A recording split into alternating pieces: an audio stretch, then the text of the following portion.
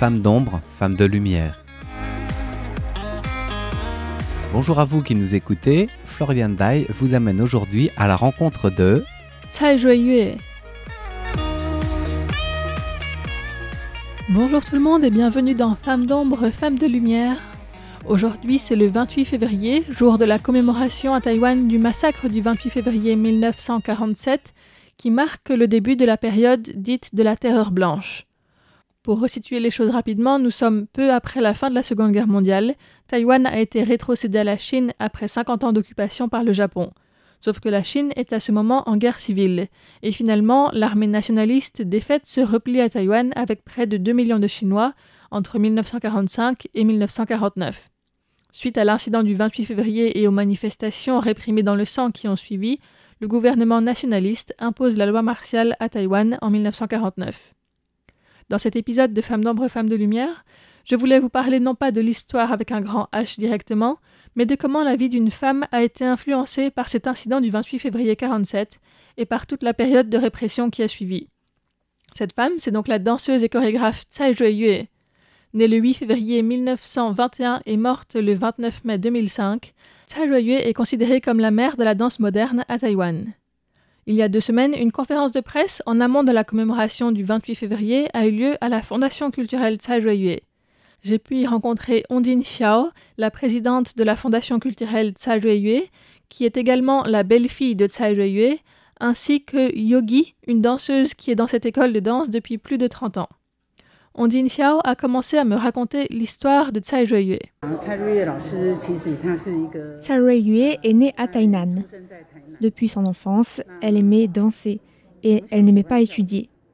Pendant les cours, ses pieds allaient et venaient sous son bureau. Elle a très tôt eu cette tendance à aimer la danse. Quand elle était au collège, à l'âge de 13 ans, elle a eu l'occasion de voir un spectacle dans un théâtre japonais de la ville de Tainan appelé le Kongguzuo. C'était une représentation du pionnier de la danse moderne japonaise, Baku Ishii. En le voyant, elle s'est dit qu'il était possible d'avoir un métier qui consistait à danser tous les jours et à ne pas étudier. Elle était enchantée et a voulu apprendre à danser. Elle était un peu naïve. Après avoir obtenu son diplôme, elle a écrit une lettre à ce professeur. Elle ne connaissait que le nom du professeur et l'a envoyé sans aucune adresse. Et finalement, elle a reçu une invitation à se rendre au Japon pour étudier la danse. À l'époque, à Taïwan, personne ne dansait de façon professionnelle. Il n'y avait pas de ballet, de danse moderne et encore moins contemporaine. Ce n'était pas une option. Et c'est pour cela qu'elle a dû se rendre au Japon. Nous sommes en 1937, la guerre éclate entre le Japon et la Chine.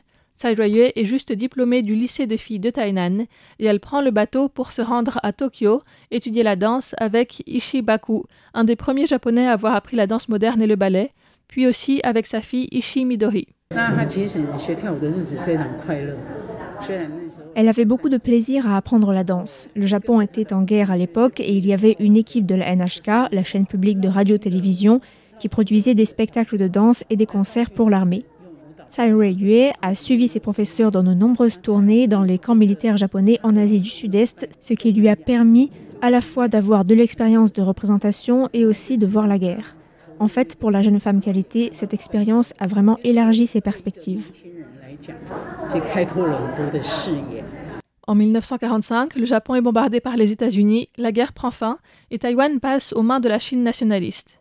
Cai Ruiyue aurait pu rester au Japon où on lui proposait de faire un récital solo, mais à 25 ans, en 1946, elle décide de rentrer à Taïwan pour y promouvoir l'art de la danse.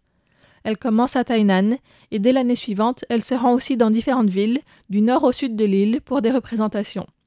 À Taipei, elle rencontre celui qui deviendra son mari, Lei Sheu. Mais à Taïwan, la société est tendue, le mécontentement contre le gouvernement du Kuomintang augmente alors que celui-ci resserre son emprise sur l'île.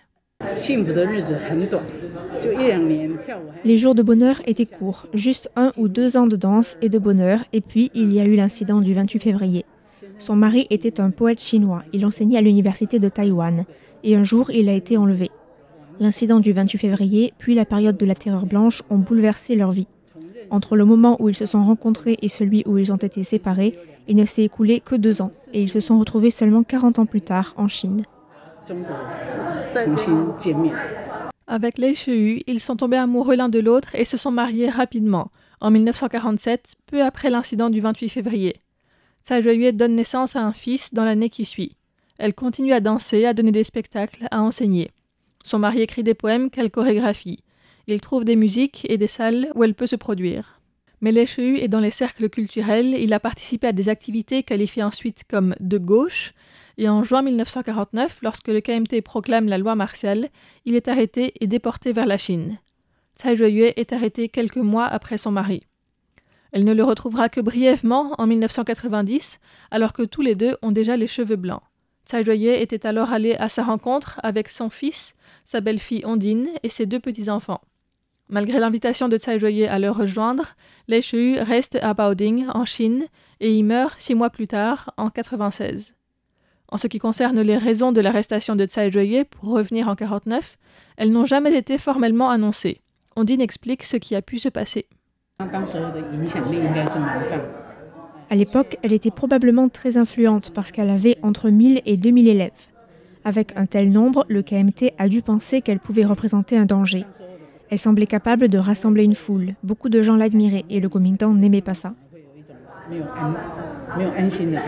Yogi intervient pour compléter cette explication. Je pense aussi qu'ils avaient peur des personnes intelligentes. Ils détestaient les gens qui pouvaient comprendre ce qu'ils faisaient de mal. Alors, ils arrêtaient des gens à longueur de temps. Elle a été à l'île Verte pendant 1 an après avoir été enfermée dans différentes prisons. Elle n'a jamais eu de procès ni d'inculpation. Le motif qu'ils ont avancé était qu'elle avait l'esprit agité. Nous ne savons pas ce que signifie l'esprit agité. Seul le KMT le sait.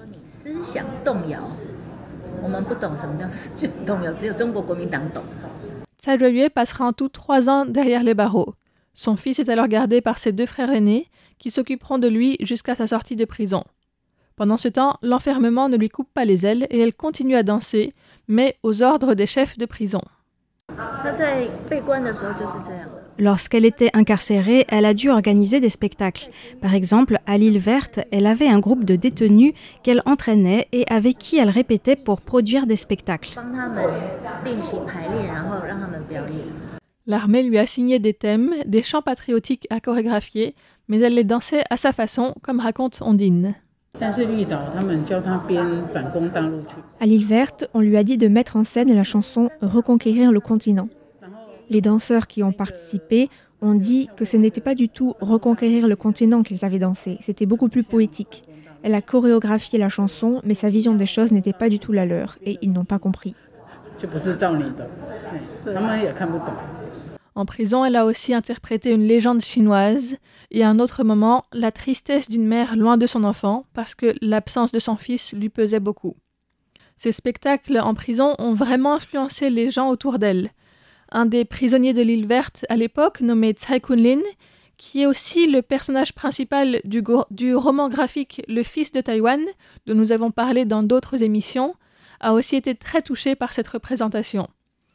Tsai Joyue en train de danser apparaît dans le tome 2 du roman graphique qui relate les 10 années que Tsai Kun-lin a passées en prison. Et Tsai Kun-lin a expliqué que cette danse de Tsai Joyue lui a apporté de l'espoir et de la foi alors qu'il était vraiment au fond du trou dans des conditions de vie très éprouvantes.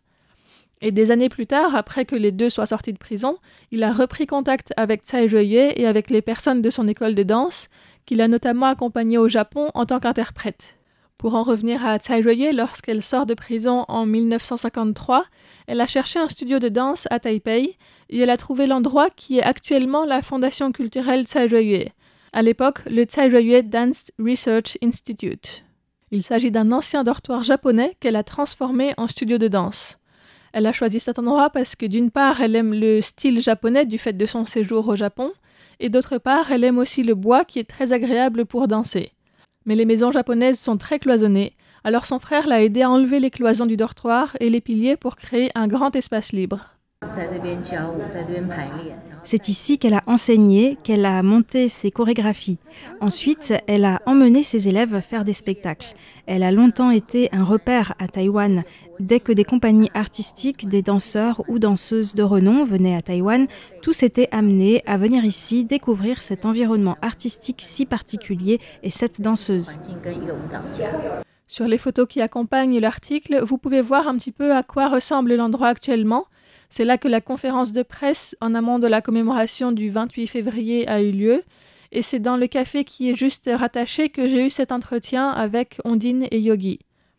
Il y a donc l'ancien dortoir devenu studio de danse, avec une partie ouverte sur une grande pelouse, un vieil arbre à côté. C'est un petit coin de verdure dans le centre-ville de Taipei. L'endroit n'est pas exactement comme à l'époque, et ce n'est pas sans mal qu'il est encore là au milieu des grands immeubles qui l'entourent. Mais pour en savoir plus, je vous donne rendez-vous la semaine prochaine. C'était un épisode de Femmes d'ombre, Femmes de lumière, présenté par Florian Dai pour Radio Taïwan International. Merci de votre écoute et à bientôt!